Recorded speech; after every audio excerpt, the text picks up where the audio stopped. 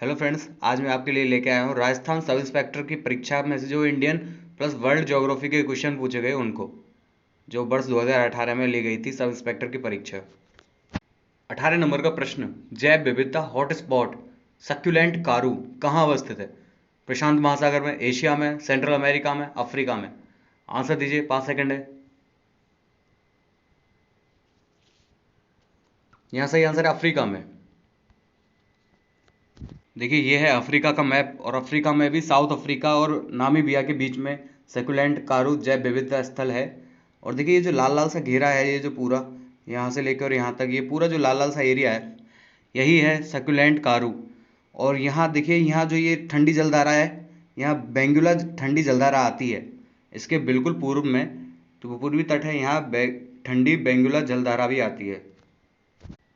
और यह है सक्सुलेंट कारू का विहंगम दृश्य, जहाँ विभिन्न प्रकार की प्रजातियां पाई जाती हैं। वह विविधता स्थल है, ये जैव विविधता स्थल है। 20 नंबर का प्रश्न, उस पल्लता दर्रा किसके मध्य स्थित है? चिली अर्जेंटीना, किर्थर व सुलेमान, लेह व खरदोंगला, लाहौल व स्पीति? 5 सेकंड है, आंसर दीजिए। देखो, इंग्लिश में से बोलेंगे उस पल्लता पास, उस पल्लता पास। तो यहाँ आंसर दीजिए। यहाँ सही आंसर है चिली व अर्जेंटीना के बीच में है उस पल्लता पास।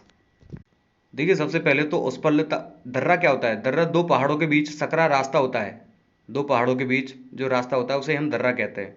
और ये जो चित्र है ये उस पल्लता दर्रा का है, चिली और अर्जेंटीना के बीच में है। और देखिए, मैप में ये लोकेशन है उस पल्लता पास की, जहाँ पर टिक लगाया है ये उस पल्लता पास की मैप में लोकेशन है। 24 नंबर का प्रश्न, निम्नलिखित में से कौन सा लौह इस्पात उद्योग हिंदुस्तान स्टील लिमिटेड से शासित नहीं है? ऑप्शन में दुर्गापुर, राउरकेला, कुल्टी, भिलाई। यानी कि steel authority of India limited के अंडर कौन सा इस्पात उद्योग नहीं आता है इनमें से? आंसर दीजिए।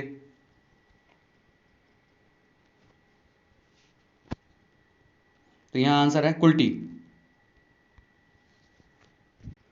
देखिए, हिंदुस्तान स्टील लिमिटेड का गठन जो इसलिए किया गया था कि राउरकेला, भिलाई और दुर्गापुर आदि ये जो आयरन स्टील की जो फैक्ट्रियां हैं इनका मैनेजमेंट कर सके, इसलिए हिंदुस्तान स्टील लिमिटेड का 1959 में गठन किया गया। कुल्टी जो कि पश्चिम बंगाल में है इस्पात संयंत्र है, यह HSL के दायरे में नहीं आता है, हिंदुस्तान स्टील लिमिटेड के दायरे में नहीं आता है। अब बात करते हैं कुल्टी के बारे में। कुल्टी पश्चिम बंगाल की एक सिटी है। तो कच्चे लोहे का उत्पादन करने वाली देश की प्रथम इकाई 1874 में कुल्टी नामक स्थान पर अस्तित्व में आई, जिसे बंगाल आयरन वर्क्स नाम दिया गया। दूसरा संयंत्र जो था वो 1907 में वो वर्तमान जो जमशेदपुर है वहाँ स्थापित किया टिस्को के नाम से। और जो यहाँ कुल्टी में जो है वो इसको के नाम से है। अब चलते हैं अन्य ऑप्शंस की तरफ। तो देखिए, राउरकेला की ये लोकेशन है मैप में। राउरकेला जो है वो भारत के उड़ीसा राज्य में है।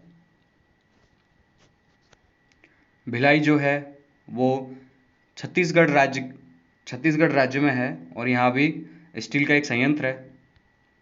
और बात करते हैं दुर्गापुर की। दुर्गापुर जो है वो पश्चिम बंगाल में है और यहाँ भी स्टील फैक्ट्री है। अगला प्रश्न पूछा गया था, सेलवास का क्या अर्थ है? सघन भूमध्य रेखीय वन अथवा वर्षावन, यह भूस्खलन है, रूस के राजकीय खेत, या मरुस्थलीय पर्वलयिक टीले स्तूप? आंसर दीजिए, 5 सेकंड है। तो यहाँ सही आंसर है सघन भूमध्य रेखीय वन अथवा वर्षा वन यानी रेन फॉरेस्ट। देखिए, ये जो दृश्य है ये सेलवास प्रकार के वनों का दृश्य है। ये दक्षिण अमेरिका की अमेजन नदी के बेसिन में पाए जाने वाले घने विषुवतीय वन हैं और ये लोकेशन है सेलवास प्रकार के वनों की। सेलवास प्रकार के वन यहाँ पाए जाते हैं अमेजन नदी के बेसिन के आसपास में। 26 नंबर का प्रश्न, नेपाल हिमालय किसके मध्य में अवस्थित है? ब्यास तथा काली, तिस्ता तथा सांगपो, काली तथा तिस्ता, सतलज तथा तिस्ता नदी? तो ये क्वेश्चन कई बार एग्जामों में पूछा जा चुका है। आंसर दीजिए सभी। तो यहाँ सही आंसर है काली तथा तिस्ता नदी के बीच में जो हिमालय है वो नेपाल हिमालय है। देखिए, हिमालय को 4 भागों में बांटा गया है। कश्मीर हिमालय या पंजाब हिमालय जैसे कहते हैं, कुमायूं हिमालय, नेपाल हिमालय और असम हिमालय। नेपाल हिमालय जो है वो हिमालय पर्वत श्रृंखला के इन चारों विभाजनों में से एक है। यह काली नदी से और तीस्ता नदी के बीच लगभग 800 किलोमीटर लंबी हिमालय श्रृंखला है, जिसे नेपाल हिमालय के नाम से जाना जाता है। और नेपाल, तिब्बत, सिक्किम इसी में स्थित है। नेपाल हिमालय, इसमें माउंट एवरेस्ट, कंचनजंगा, मकालू, धौलागिरी, अन्नपूर्णा आदि प्रमुख पर्वत चोटियां इसी में ही पाई जाती हैं। और काठमांडू घाटी भी यहीं है। और ये इसका नक्शा है, मैप है, इसको पॉज करके अच्छे से देखिए।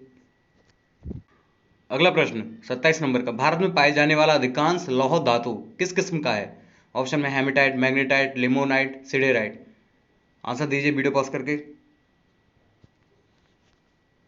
तो यहाँ सही आंसर है हेमेटाइट। हेमेटाइट प्रकार का अधिकांश लौह धातु भारत में पाया जाता है, इस किस्म का। देखिए हेमेटाइट जो है उसका रासायनिक सूत्र होता है Fe2O3, इसका रासायनिक सूत्र है। और धरती में सबसे अधिक मात्रा में लोहा जो होता है वो हेमेटाइट के रूप में ही पाया जाता है।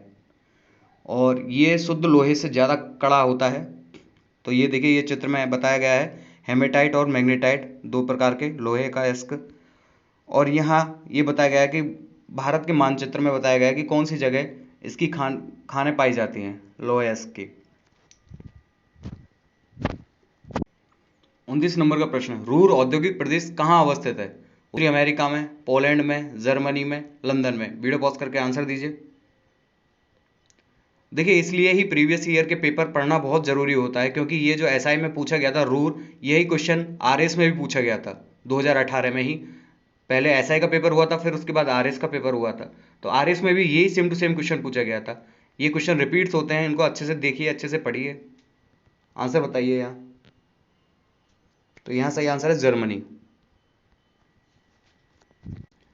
देखिए ये जो मानचित्र दिखाई दे रहा है ये यूरोप का मानचित्र है। और यहाँ ये जर्मनी प्रदेश है, जर्मनी देश है। और यहाँ बिल्कुल रूर यहाँ है बिल्कुल। अब बात करते हैं रूर के बारे में। यह जर्मनी का सबसे बड़ा नगरीय क्षेत्र है और यहाँ की जनसंख्या लगभग 85 लाख है। यूरोपीय संघ का, यूरोपीय यूनियन का यह तीसरा सबसे बड़ा नगरीय क्षेत्र है। और इस क्षेत्र की जो दक्षिण पश्चिम सीमा पर रूर नदी, पश्चिम में राइन नदी मिलती है। यहाँ यूरोप का सबसे बड़ा विश्व विख्यात कोयला क्षेत्र है। जर्मनी का 80% कोयला रूर क्षेत्र से ही निकाला जाता है।